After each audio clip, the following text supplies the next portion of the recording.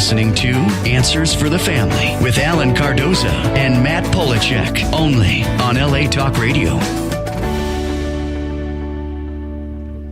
Welcome to another edition of Answers for the Family. I'm your host, Alan Cardoza, and I'll be flying solo today. My co-host, Dr. Matt Polachek, is spending quality time with his own family. Now, for those of you that have been listening, sending in questions and comments, thank you so much. And please continue to help spread the word that every Monday from 11 a.m. to noon Pacific time, this show will bring you on special guests that can inspire, educate, and in some cases entertain, while bringing answers and options to making things that can make all of our lives happier, healthier, and more successful. Now, Answers for the Family will address issues such as locating a runaway teen, family crisis intervention, building self-esteem, dealing with addictions, and so much more. And we will introduce you to talented authors and new innovations in the areas of health, security, and fun for your family. Well, today we're going to talk about something that's a little bit different, but first I want to bring out some statistics about what's really going on in our society. And I have a quote from Robert Glover, the executive director of the National Association of State Mental Health Programs, and he has said that states alone have cut over $5 billion in mental health services from 2009 and 2012 alone. And in the same period, the country eliminated at least 4,500 public psychiatric hospital beds, which is nearly 10% of the total supply at that time. Now, today, it is estimated that there are over 590,000 seriously mental ill patients that are ending up in our jails, our prisons, and our homeless shelters, as well as on the streets. Now, this is an example as to why our law enforcement agencies are increasingly having to deal with people who may be a danger to themselves or others. Now, when we hear or read about some of these people, and we hear that they die from a chokehold or while they're in custody, and it raises questions and obviously huge concerns. Now, we may not be able to fix the system overnight, but we can improve the way that we restrain people when they become a danger to themselves or others. Now, our guest today, Craig Zamolo, is a retired police captain and former interim chief at Walnut Creek Police Department in California, with a total of over 30 years experience in law enforcement. He also serves as the lead defensive tactics instructor for the Contra Costa County Sheriff's Department in California. Craig is a certified instructor in non-lethal force weapons, arrest, self-defense techniques, and restraint devices. He is the co-founder and inventor of a form of safe restraint that reduces injuries, protects property, and more importantly, saves lives. Craig, welcome to Answers for the Family. Thank you, Alan. Appreciate being here this week.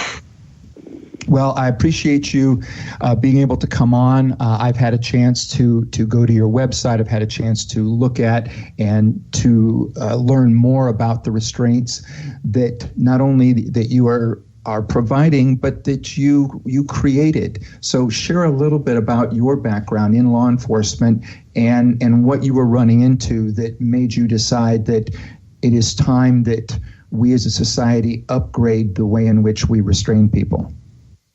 Sure. So I started in law enforcement back in the late 70s and spent the majority of my career at the Walnut Creek Police Department. And since, 1980, been teaching law enforcement in the areas of arrest control, impact weapons, officer survival skills, and things like that. I've taught numerous academies, the majority of them in Northern California, and have also spent a lot of time teaching federal, state, and county agencies in the use of techniques to control violent subjects. The issue came about in the mid-'90s. Myself and the other inventor, Sergeant Ron O'Dell, were tasked with introducing pepper spray to our police department. And pepper spray was replacing CN and CS. Most agencies found that the use of that chemical device was more effective. So we brought it under organization and trained our people with its use. Shortly thereafter, I'd say within the year, they had a death in one of the states in the South where the coroner gave the sole contributory factor to the person's death was the use of pepper spray. That was later changed. However, it raised concern within our organization, and we were asked to relook, take a look again at whether or not the pepper spray was a safe product or safe tool to be using within our police department. So we started looking around, doing some research, and which led us to several studies, including the International Association of Chiefs of Police. They're looking at in-custody deaths. Brought us to a coroner, a Dr. Ray out of King County in Washington. And what we found is that pepper spray wasn't in any case ever the sole contributory factor to a death, but it could be an associated factor. We knew with pepper spray that it was an inflammatory, and with an inflammatory, if it was getting the airways, if you have, for instance, say a quarter-size airway in your throat and it swells, it becomes smaller, obviously your ability to take in air is reduced. So we did see that, and along with many other factors that were identified as contributors to in-custody deaths. And those got into people under the influence, obesity, psychological state, physical altercation, and there were just all pieces of pie that when you start combining one or more of them, the risk to the individuals increased. So as we were looking into this, a term that was coined by Dr. Ray up in King County, something called positional asphyxiation, drew us to go up and speak with him about his feelings and if he had any recommendations as far as how to manage violent subjects. So we went up and met with Dr. Ray, and the one recommendation he had, and I think you're going to find it throughout most of law enforcement, is to get away from the hogtie position, which when we ran across violent subjects who fought and or ran, the number one thing is you control the hands, and that was always through handcuffs, and then you work to the legs. And we would use a strap, some people call it a hobble, where it's looped around the person's ankles and then brought up to the cuffs, and it prevented a person from kicking and running. The unfortunate part is that it placed the person, what we later found out, in a position where their respiratory system couldn't function as well as others. Being on the ground on their stomach with the ankles sort of pulled up towards the wrists, it, tightened the diaphragm, didn't allow the rib cage to work as the bellows as they should, and therefore the odds of something bad happening would increase. We know statistically that, I think it's like 80+% of the people that we arrest, we meaning law enforcement, are under the influence of one or more drugs, and half of those are, under two or more. So with the complications of just the physical altercation, violent, the person being under influence, some psychological issues, just increase the odds of people getting hurt. So, our final question, doctor, said, hey, what do you recommend?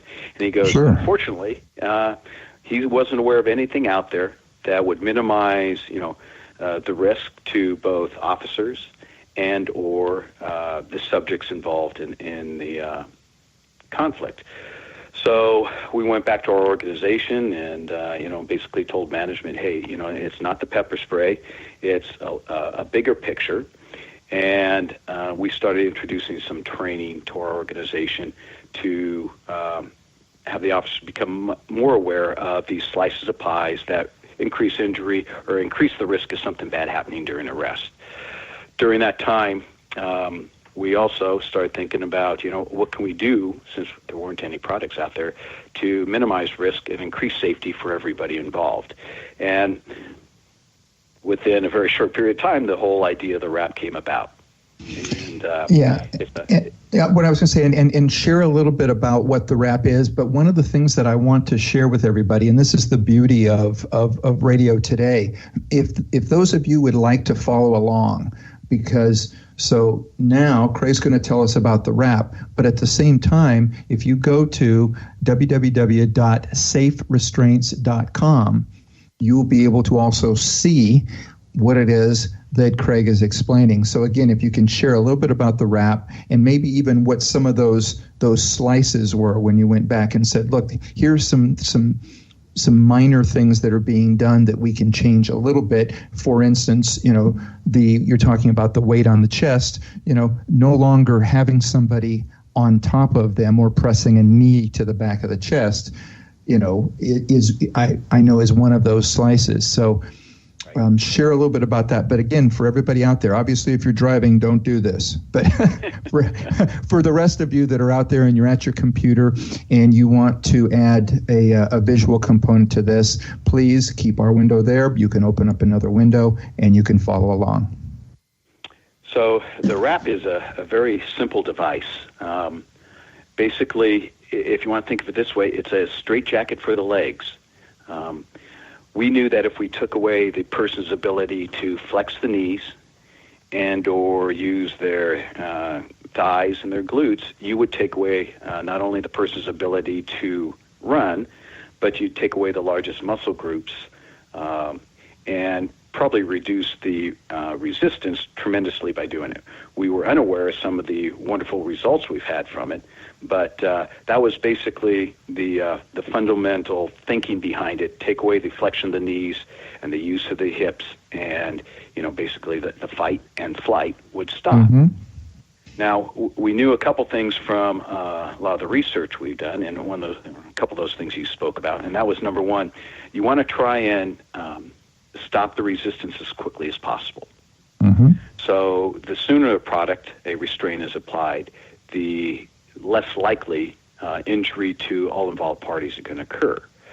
The second thing we found is that was needed, is that we wanted to get the individuals into a recovery position. And by recovery position, what we mean is not just the ability to treat medically, but to get them into a position where the body can reoxygenate itself. And what we found later is our product actually had a calming effect due to the large muscle groups being incapacitated. In other words, them not being able to use it. And I'll speak a little bit more about that in a bit. So the body of the wrap, which is basically like a large cloth that is wrapped around probably from middle of the calves to the middle of the thighs, is what stops the kicking and running. We added a harness to help assist in the recovery position. And the harness goes over the shoulders and basically gets attached to the body of the wrap. And as you snug this up, it brings the individual to an uprighted seated position. And again, medically, after any sort of exertion, the best recovery position for a person is in a upright seated position. So it accomplished quite a number of things right out the gate. Yeah, and I would think also by having somebody upright, there's a psychological aspect of that also. There's a sense of respect, and and that's one of the things that we focus on so much, is more the psychological side of it. But obviously, I can certainly see that there has to be a benefit as well. Yes, one of the pieces, the real valuable pieces, I think, is that not only safely puts the person in position, but it's humane. Mm-hmm. When you look at a hog-tied position where you're, wrapping the ankles and tying it to the cuffs and you're carrying people, the not just the appearance, but the outcome from those positions isn't viewed by the public very well, and we know it's not a good position for people to be in. The uprighted seated position has proven time and time again in medical studies to be the preferred position. And like I said, the humane perspective of it is, there's not another product out there like it. It shows, as it should, that all parties using this, their goal is to safely render and be able to take care of the individual that they're in contact with. Mm-hmm. Now, and I think everybody knows that, on the news, we're all seeing more and more to where, everybody has a cell phone now, so everybody has some form of way to film. And so we're seeing much more of law enforcement having to restrain people. It's on YouTube every day. So with that in mind, we're seeing outcomes that don't look very organized. So one of the questions I think is, I think anybody can see that the device would help in these situations. Why is it that you believe that maybe everybody doesn't have this? That's a good business question. Yeah. We started out, we introduced this to Walnut Creek back in 1996. Our chief back then, who I like to believe was very proactive in trying to be ahead of the times and willing to take a look at new strategies on not just training but products on how to make things safer out there. We have a great product. There's no doubt. We're in over 400 agencies right now, probably 150 in California alone. But I would say our business model for the last 15 years, the business side of it wasn't the most brilliant. The product is wonderful, but as they say, you can have a wonderful product if you don't have a good business plan. It may take more time to break out. We have never had one of our products return. It just is a statistic. Everybody that uses it, every agency that uses it, they love it. It does exactly what it's supposed to do. It saves lives, saves injuries. The Institute of Prevention of In-Custody Deaths, Dr. Peters, did an independent study and found no deaths and actually no further injuries to whether it's the subject or the officers involved in the application occurred after it was applied. There's some pieces I'd like to say we looked into and figured the results would be there, but the feedback on some of them, for instance, the application of the body of the wrap around the legs acts sort of like a pair of trauma pants. So you'll find that first responders, when they're going and they have a significant injury, what they try and do is get the blood back up to the major organs to help recover. Well, that's a little bit of what the feedback we're getting, what the body of the wrap does. Secondarily, we got tremendous feedback. I would say 80-90% of the time, the people that are placed in the wrap calm down. And what we believe is happening after talking to doctors, and especially in the mental health, is that when you take away the ability for a person to use their large muscle groups, in other words, they can't fight the product, the mind tells them to stop resisting. So sort of a way to think of it, two different ways. If I put a fish on the end of a string and pull them out, they keep flopping until something bad happens. Right. When you take an animal to a vet, or sometimes with infants, they'll papoose, they'll wrap the child or the animal into a very tight cloth, and what happens is the body has a tendency just to calm down, and they can, do their procedure on whether it's an animal or an infant. And that's what we believe is happening psychologically when the wrap is applied, is that there's no point of fighting the product. There's no pain involved. In fact, it brings you, like I said, into a recovery position, and therefore people stop fighting. And that is so critical. In the hog tie with a loose cord or anything like that, the legs, knees can still flex. The person can still, wiggle about. And unfortunately, as they're doing that, they're burning up more oxygen, and they're depleting the body of what's vitally important for them to recover. Yeah, and I think that's a great point, because what you're saying is that as they're burning up all of that oxygen, there isn't much getting to the brain to make a better choice at that point anyway. So Yeah, I mean, it makes perfect sense. Now, we get questions that come in, and again, I want to thank everybody that take the time to either email in, instant message in, and in this case, we have some, and this one reads, after reading the press release, I went to your website. The wrap looks a bit complicated to implement. I'm a retired police officer, and I know that when a situation occurred, typically we didn't have much time to subdue the suspect. How quickly can the wrap be applied, and does it require more than one person to put it into place? Great question. We knew when we designed the product, it had to accomplish a few things. Number one, it had to follow the KISS principle. And that's keep it simple. Simple. So it has to be simple. Number two, it had to work, because if it didn't work, law enforcement, first responders aren't going to use it. And last, it had to be durable. So as far as ease of application, so what we have found is that on any violent interaction with a person, the numbers that it takes to control that individual are going to be basically enough to make the application of the wrap. Minimally, it takes 2 people to apply the wrap, ideally 4. But the wrap, remember, a leg restraint is never applied until the person's hands are controlled. Mm-hmm. And when first responders first engage with a subject who is violently resisting, the best place for them is down on the ground, on their stomach, which limits their ability to assault the officers or deputies, and their hands are going to be handcuffed first. So before any leg restraint can get applied, the hands have to be cuffed.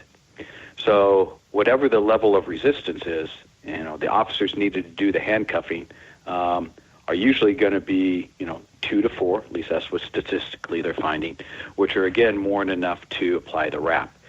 If you have it takes 2 people, and depending on the level of resistance, anywhere from 20 seconds to a minute to have the application, the wrap applied. Now, the important piece here, I think, is that once the wrap is applied, the officers can de-escalate. So, in other words, there is no more resistance. Their hands can't be used to assault you. Their legs can't be used to assault you. They're in an uprighted seated position, and officers can not only now de-escalate, but they can do an assessment and see what sort of medical needs the subject would benefit from.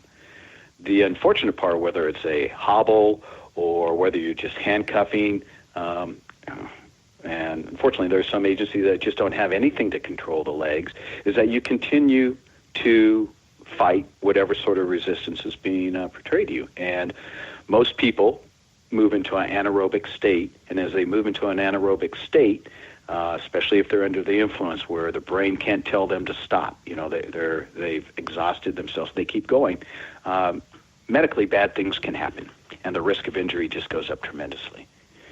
Yeah, and I think, too, that's what people need to understand. It's a risk to everybody, because I think so often, what news gives you is it's a focus on what is the risk to this person who may be there because of a mental illness. They may be there because they are a fleeing criminal. At this point, the people watching this, at home on their televisions or on their little screens, they don't know exactly what that is. But there seems to be this concern, okay, well, but, are they hurting them? Well, as you're saying is that by controlling them in this manner, it isn't just helping that person, but it's also these other people who are now trying to control them. So I think that's important, too, to that if everybody understands that this isn't just for that person, but it helps protect everybody involved. It saves everybody from injuries. And we know the faster a person is controlled, the less risk of injury to everybody involved. And, if I can add one more piece, there is no good-looking use of force. When law enforcement or any first responders have to use force to control an individual, it doesn't look good. I mean, that's the unfortunate fact, is that when you move to that level, it's not going to be pretty.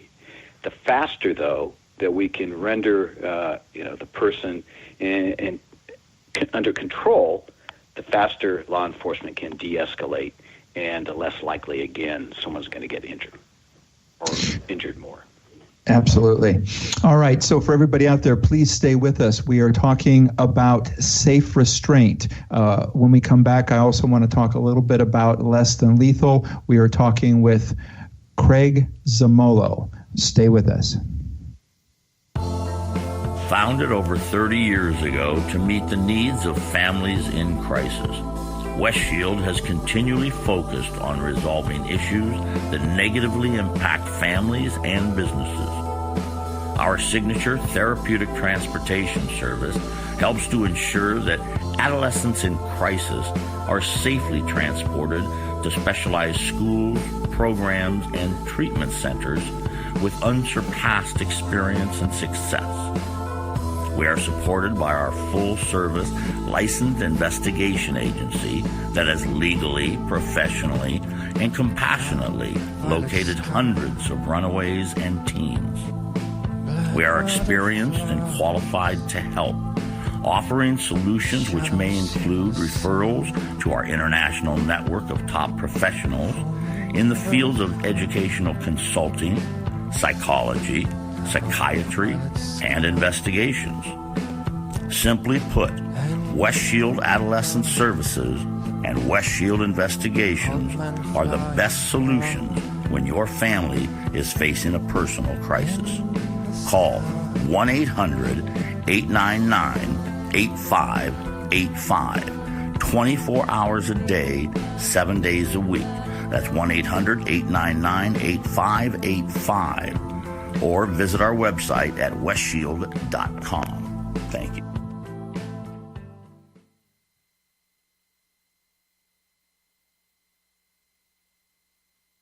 Zamolo, and we are talking about safe restraints. All right.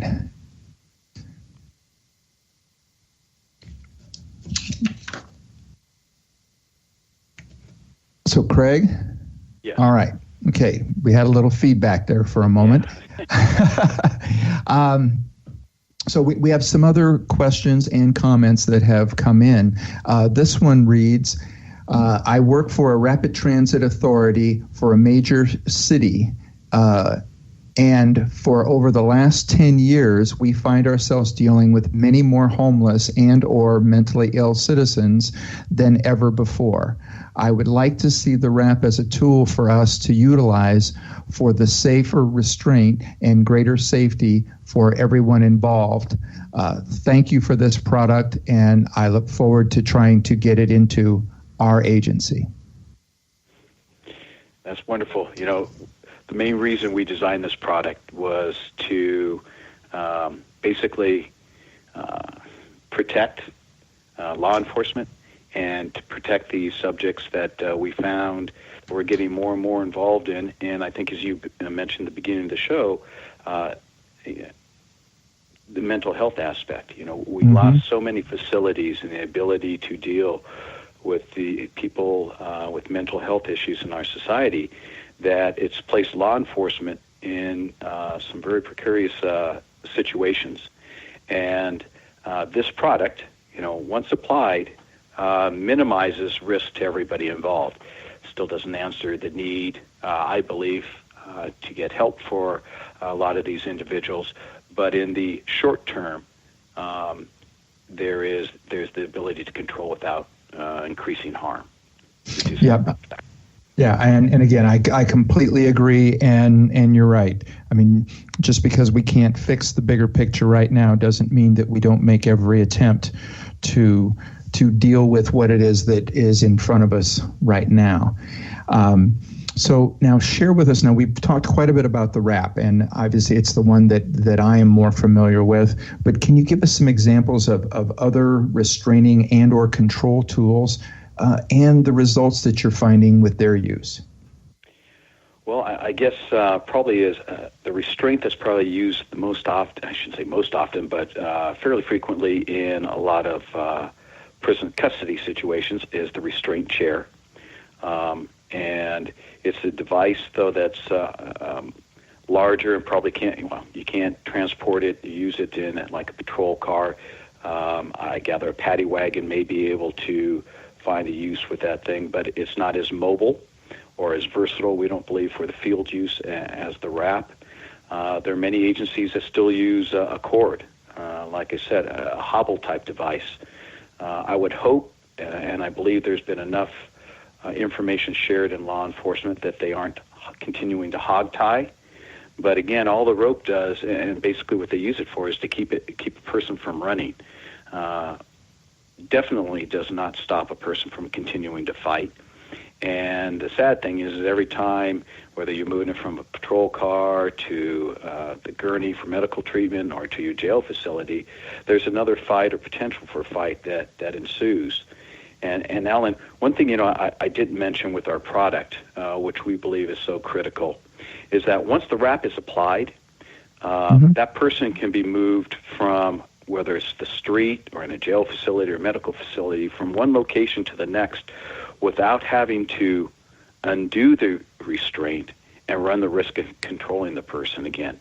What it used to be is we would hog tie or hobble. A lot of times they got medically transported. So you then fought them onto the gurney, and then you went to the hospital because they called and said the person was still fighting because you fought them from the gurney onto the hospital bed. And then if they had to be moved again to detention facility, you fought them again from the medical bed onto the gurney. There were multiple times where it put everybody at risk. Once the RAP is applied, they can move from the street to a gurney to the medical bed to your detention facility, all without having to basically re-engage with the subject, and again reducing the odds to everybody involved, which to us is a tremendous impact. It gives us many more options. And, right. Yeah, and it makes perfect sense because you're not having to, and looking at it from a psychological standpoint, you're not having to de-escalate over and over again because of the fact that they've now been in a position to possibly, to re-escalate. So yeah, it makes perfect sense. And I know that, and there are smaller things, because some of the things that we use, there's things like spit masks and things that go over the hands and things like that people out there may not also know that's there. So there are also very simple, small item things that are out there that help protect everybody. Somebody's not scratching if you have something over their hands. Somebody's not spitting if you have a mask over their mouth and things like that. So, so share a little bit for those people that maybe have felt uncomfortable with this as an industry and thinking, wow, are all these things really happening? Share some of the things that are out there and some of the great success stories as to why this is so valuable and how it's helped. Well, like I said, the RAP's been out there since '96, and with that being said, I can tell you it's been applied thousands and thousands of times. We knew through independent studies that injury after the application does not occur. There has been no death associated with the use of the RAP. And even, no matter at times, unfortunately, whatever is introduced by law enforcement, it's going to be Monday night quarterbacked, and there are people and groups out there that will find something wrong with anything, we do. But the fact is, all the RAP does is prevent a person by wrapping basically like a cloth around the knees, prevents a person from kicking and or running, and brings them into an uprighted seated position for recovery. How that can be deemed or looked at as a negative puts them in, as you said, a humane position, and allows us to seek treatment to get them what they need. Which is, a lot of times the first reason why we're called out there to begin with. There are many devices out there. You look at electronic devices like the taser, or you look at beanbag guns with the 40 millimeters, a lot of the less lethal tools, chemical agents. But the fact is after any one of those products are used, and there's some great stories behind all those products, law enforcement, first responders have to go up and put hands on. Exactly. There's not a tool out there like, Star Trek, the phaser, where you shoot them and they're out for however long, and they're rendered in control. The fact is, no matter what less lethal tool is used, law enforcement has to go up and put hands on. And the faster we can do that, and the quicker, more easily we can control them and put them in a recovery position, the better off everybody's going to be. Mm-hmm. Well, and we have another email question coming across.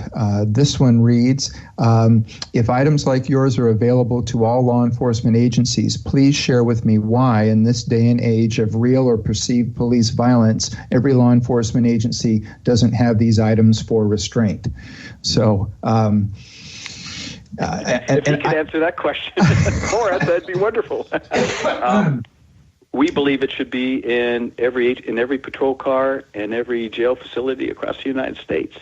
And it's not just because we invented the product. You could talk to user after user after user and on our website and see the letters that agencies supply to us on how successful this restraint device is. It's not a fancy electronic device, a taser. It's not a supercomputer in a car. It's not a camera. So the how do we say the appeal? Maybe the what's a good term for it?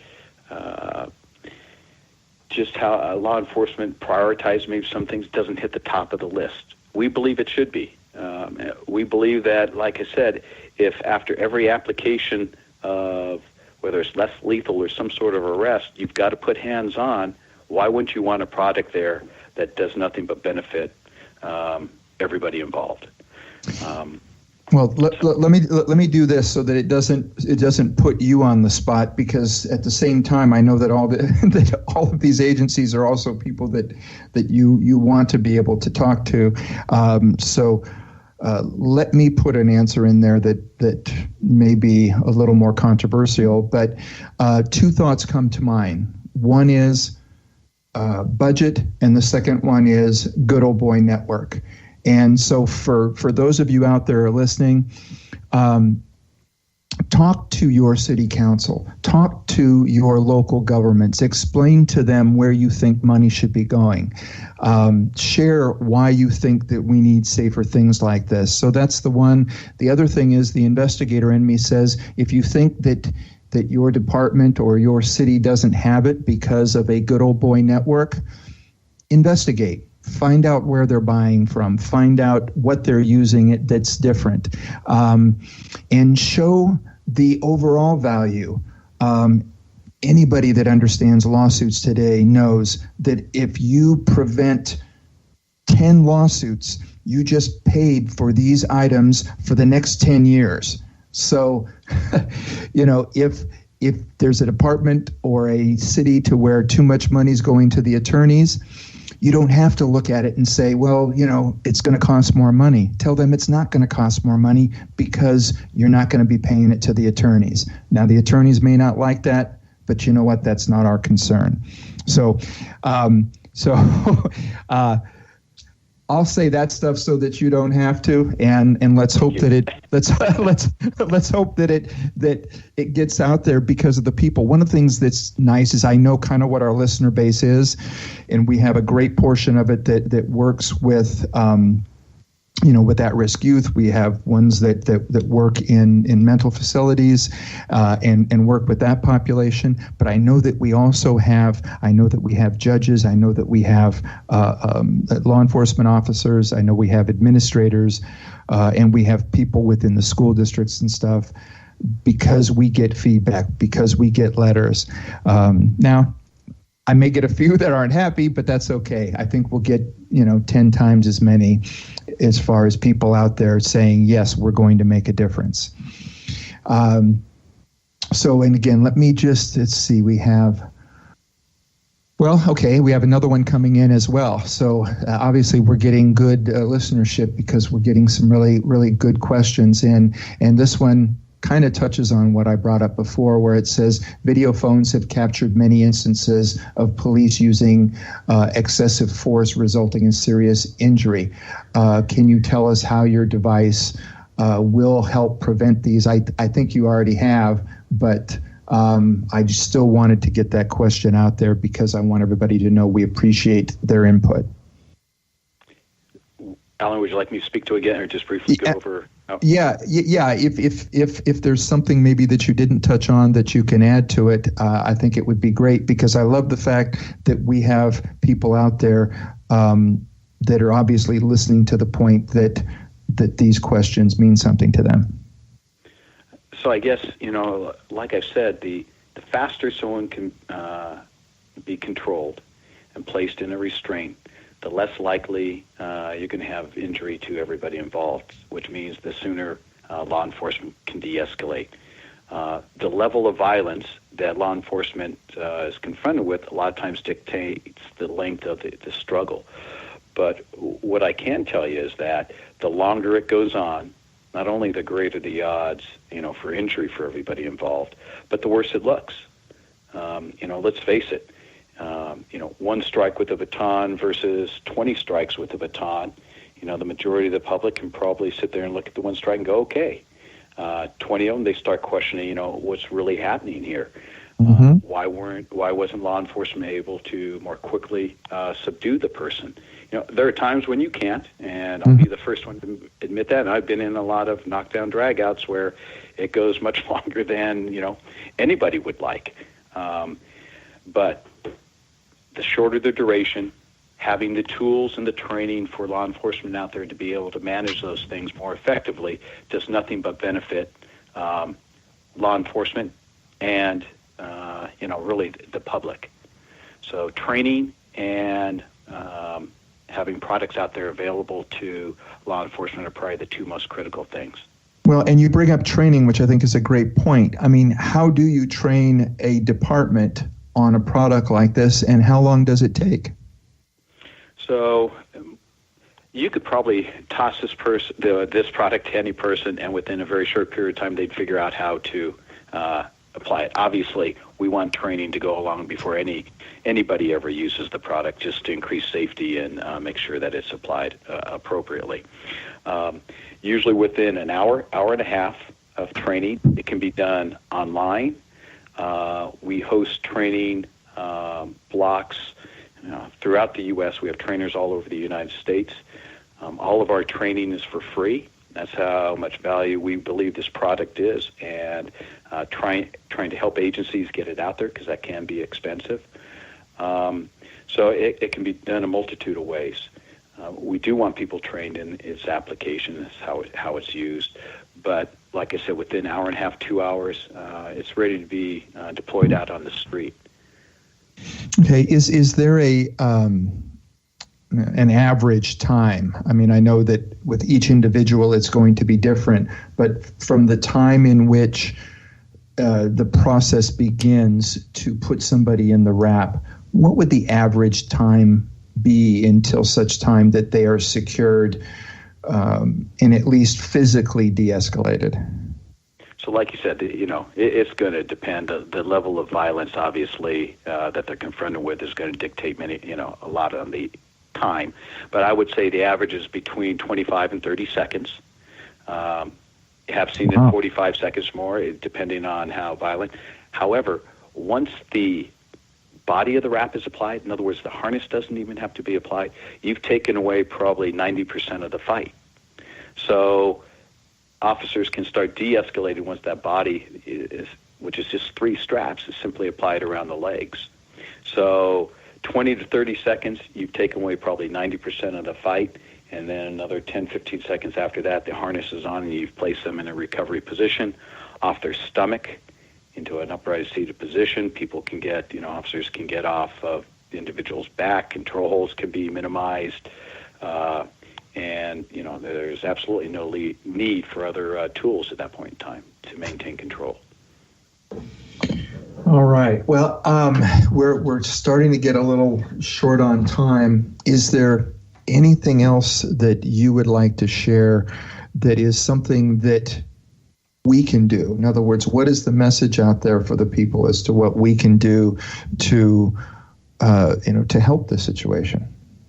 Well, first of all, we want to thank you for inviting us on the show, because I think that's probably the most critical, is getting the information out there, and especially on our product.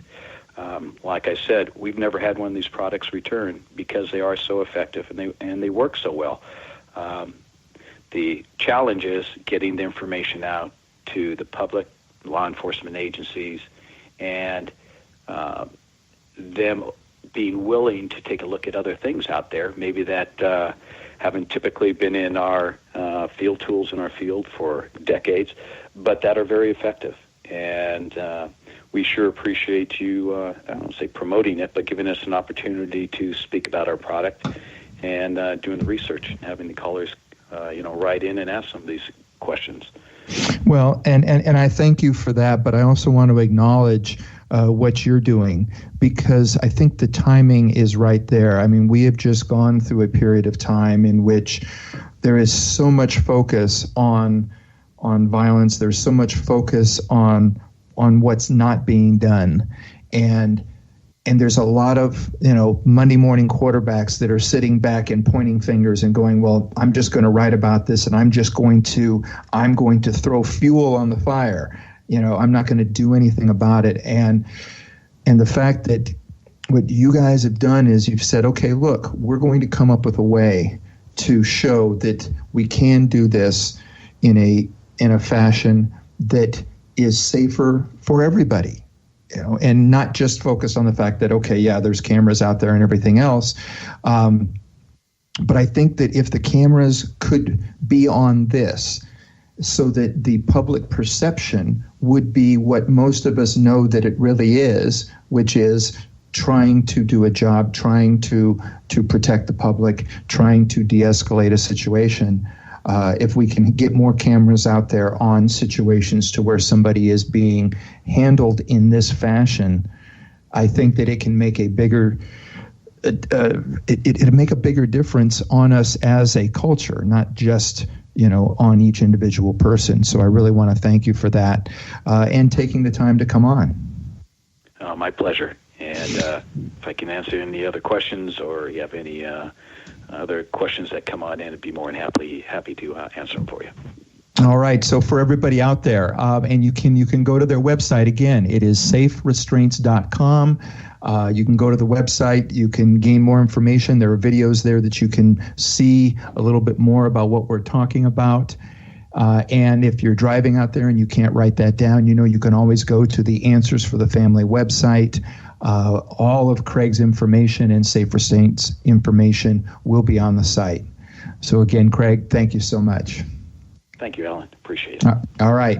And again, for everybody out there, be sure, put us on your calendar and tune in next Monday when we're joined by Sarah Ellison, author of Lessons from a Difficult Person, How to Deal with People Like Us. And if you missed or you want to share your show with your friends, please visit our archives of past interviews at answersforthefamily.com. And you can also subscribe or resubmit your name to download your free copy of the Attitude of Gratitude Journal, your 21-day guide to achieving the quality of thankfulness through self-discovery.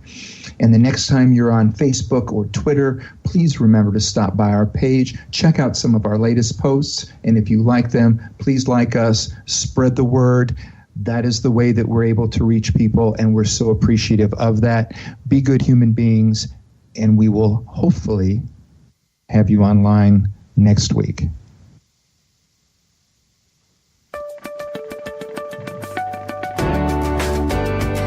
You're listening to Answers for the Family with Alan Cardoza and Matt Polachek, only on LA Talk Radio.